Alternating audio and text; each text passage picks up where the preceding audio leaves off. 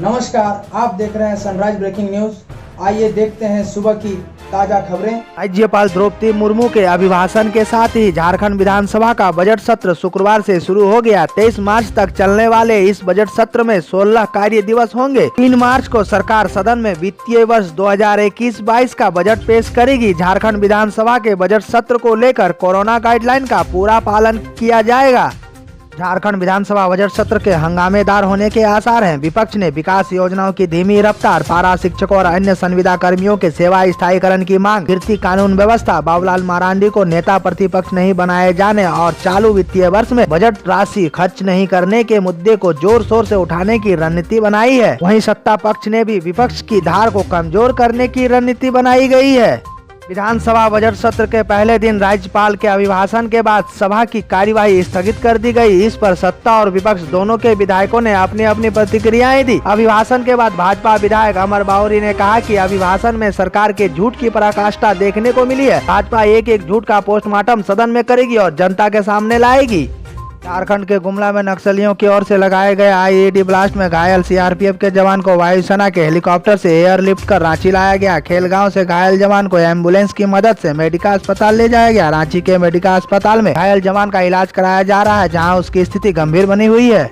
सरायकेला जिले के BRP CRP महासंघ के प्रतिनिधि द्वारा ईचागढ़ विधायक सविता महतो को अपने नियमितीकरण एवं स्थायीकरण हेतु एक मांग पत्र सौंपा गया। मांग पत्र में दिए बिंदुओं पर विस्तृत चर्चा करते हुए उक्त मांगों को विधानसभा सत्र के दौरान सदन में रखने का अनुरोध भी किया गया। प्रतिनिधि में बसंत कुमार महतो, श्रीनिवास पद्धति, गौरी प्रसाद नायक, शरद चंद्र महतो, राजेश कुमार प्रमाणिक, नारायण उपाध्याय, हरे मोहन महतो, शक्तिपद महतो एवं कंचन पात्र उपस्थित थे।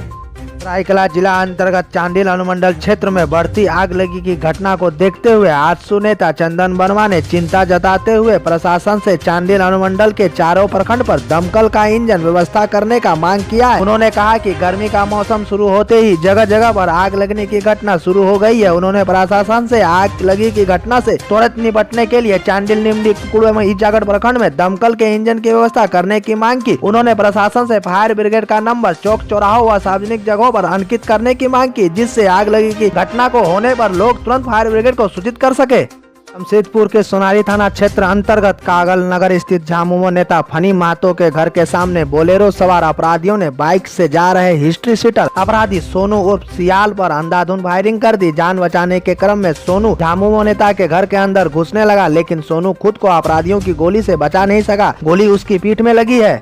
झारखंड राज्य ग्रामीण बैंक में अब आप घर बैठे अपना खाता खोल सकेंगे। कोई भी व्यक्ति अपने मोबाइल से आधार नंबर डालकर केवाईसी करते हुए ऐसा कर सकते हैं। राज्य के ग्राहकों के लिए इस सुविधा की शुरुआत मार्च से शुरू करने की तैयारी बैंक कर रही है। यह जानकारी झारखंड राज्य ग्रामीण बैंक के अध्यक्ष सुनील विनायक चौड़े ने दी है।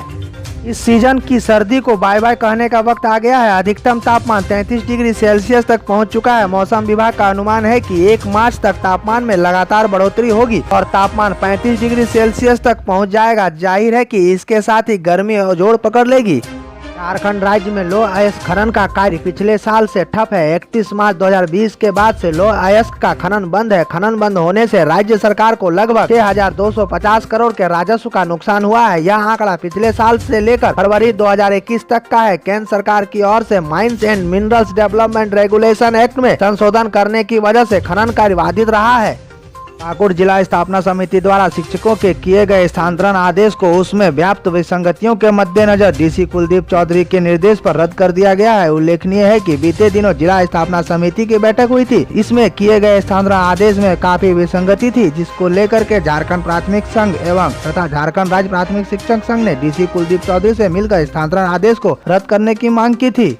गुमला जिला के कामदारा थाना क्षेत्र अंतर्गत बुरु हाथू आम टोली में सामूहिक हत्याकांड में जान गंवा चुके एक ही परिवार के 5 सदस्यों के शवों को गुरुवार को आदिवासी रीति रिवाज के अनुसार दफना दिया गया। इनके अंतिम संस्कार में पूर्व स्पीकर डॉक्टर दिनेश उरांव सहित अन्य प्रशासनिक पदाधिकारी मौजूद रहे। गुमला के कामडारा में एक ही परिवार के 5 लोगों की हत्या मामले में चौंकाने वाला खुलासा हुआ है, जहां भरी पंचायत में पूरे परिवार को खत्म करने की रणनीति बनी थी। मामले में पुलिस ने हत्या के आरोप में 8 लोगों को गिरफ्तार भी कर लिया है। गिरफ्तार किए गए सभी शख्स मृतक के रिश्तेदार ही हैं। गुमला के एसपी जनार्दन शर्मा ने शुक्रवार को प्रेस कॉन्फ्रेंस करके यह जानकारी दी। बजट सत्र के पहले दिन की कार्रवाई अभिभाषण और शोक प्रकाश के बाद स्थगित कर दी गई। बजट सत्र के पहले ही दिन इरफान अंसारी ने कहा कि मैं दावे के साथ कह सकता हूं, अमर बावरी हिंदू नहीं है, उनके मैं डीएनए जांच करूंगा तब बताऊंगा कि वे क्या है। दरअसल मुख्यमंत्री के दिए गए बयान की आदिवासी हिंदू नहीं है, उस पर विपक्ष घेरने की कोशिश कर रहा था। अमर बावरी ने कहा था कि सरकार के वर्ड और एक्शन जरा भी मेल नहीं खाते हैं। उन्होंने कहा अगर सीएम हिंदू नहीं है तो वो क्यों काशी विश्वनाथ मंदिर जाते हैं, क्यों छिन्नमस्तिका जाते हैं, क्यों तारापीठ जाते हैं। उन्होंने कहा कि वनवासी, मूलवासी, दलित सभी सनातन धर्म है।